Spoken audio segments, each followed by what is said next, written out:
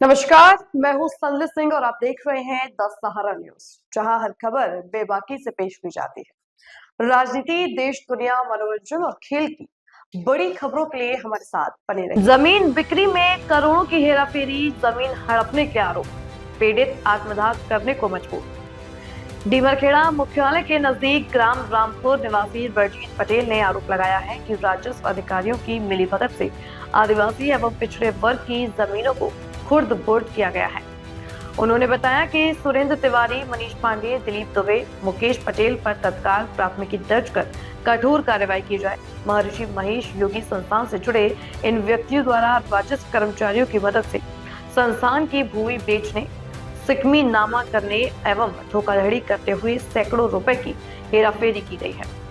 पीड़ितों का आरोप है कि पिछड़े वर्ग और आदिवासी परिवारों से छलपूर्वक राशि लेकर उनकी जमीनें हड़पने का प्रयास किया गया, जिनके खिलाफ 6 महीनों से लगातार उनके अनेकों बार शिकायतें की जा चुकी हैं, लेकिन अब तक संबंधित जिम्मेदार अधिकारियों द्वारा कोई ठोस कार्रवाई नहीं की जा रही है।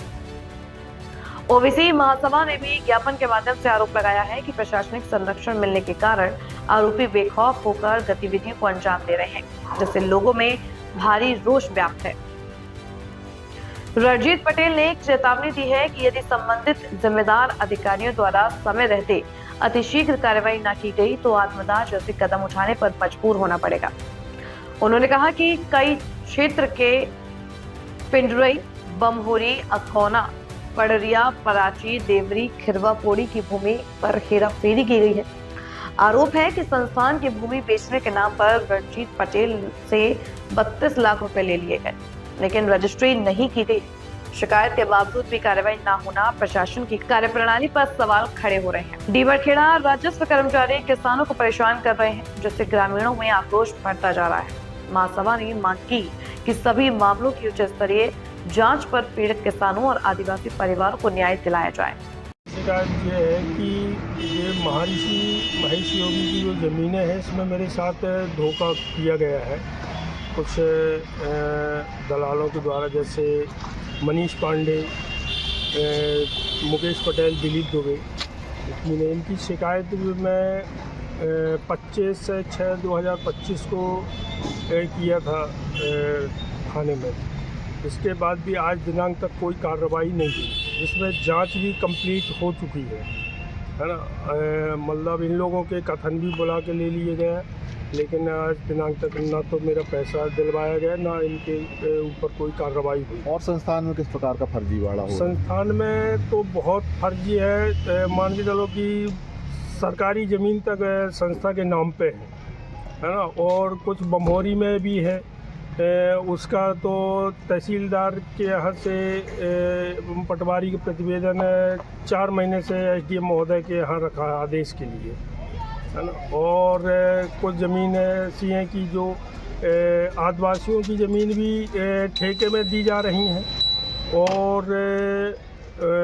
इनके नाम पे है, और लेटर पैड सुरेंद्र तिवारी के द्वारा दिया जा रहा है। इसकी भी शिकायत हमने न्यायालय में किया है। ये अभी आप लोगों ने ज्ञापन सौंपा था कुछ दिन पहले, क्या हुआ उसमें? उसमें भी अभी आज दिनांक तक अभी कोई कार्रवाई नहीं समझ में आ रही है ना। मैडम बोली थी कि मतलब 15 दिन के अंदर, तो अभी आज शायद 10-11 दिन हो चुके हैं। तहसील क्षेत्र के कौन कौन से गांव हैं जहां ये फर्जीवाड़ा हुआ है? तहसील क्षेत्र में जैसे एक तो बमहोरी कहाया जो अपने संज्ञान में है, और पिड़रई, बमहोरी और पड़रिया और अकोना भी है इसमें, जहाँ की सरकारी ज़मीन इनके नाम बिल्डिंगें बनी हुई हैं, है ना। और अधिकारी कर्मचारी से सब मिलके अब सब करा रहे हैं। बताइए आप, संस्था के नाम पे क्या पट्टा जारी हो जाएगा? राजस्थान से ज़मीनें हैं, कई नंबर हैं, परासी में है 1 नंबर 6 एकड़ का। कितनी ज़मीन और पौड़ी में कितनी ज़मीन ऐसी होगी जिसमें मतलब संस्थान के नाम पे पट्टे जारी?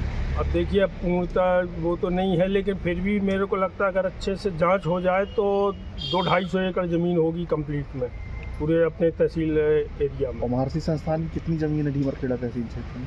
पूरा क्लियर तो नहीं बता सके, लेकिन फिर भी 1000-1500 के आसपास होना चाहिए ज़मीन। 5 से 6 लोग हैं प्रताड़ित है, जिसका पैसा फंसा हुआ है, और इसमें हम लोगों को 6 माह से ऊपर हो गए शिकायत दिए, लेकिन आज दिनांक तक बस हो रहा कर रहे, जांच चल रही है, वैसे यही मिल रहा है। और ज्ञापन देने के बाद भी कोई कार्रवाई नहीं हो रही है। तो अब इसमें मजबूरी ये है कि परेशान होकर कि हम लोग आत्मदाह करने की कंडीशन में आ रहे हैं। अगर आपको हमारा चैनल पसंद आए तो इसे लाइक और सब्सक्राइब जरूर करें, साथ ही बेल आइकन दबाना ना भूलें ताकि हर अपडेट आपको सबसे पहले मिल सके। धन्यवाद, मिलते हैं अगली वीडियो में।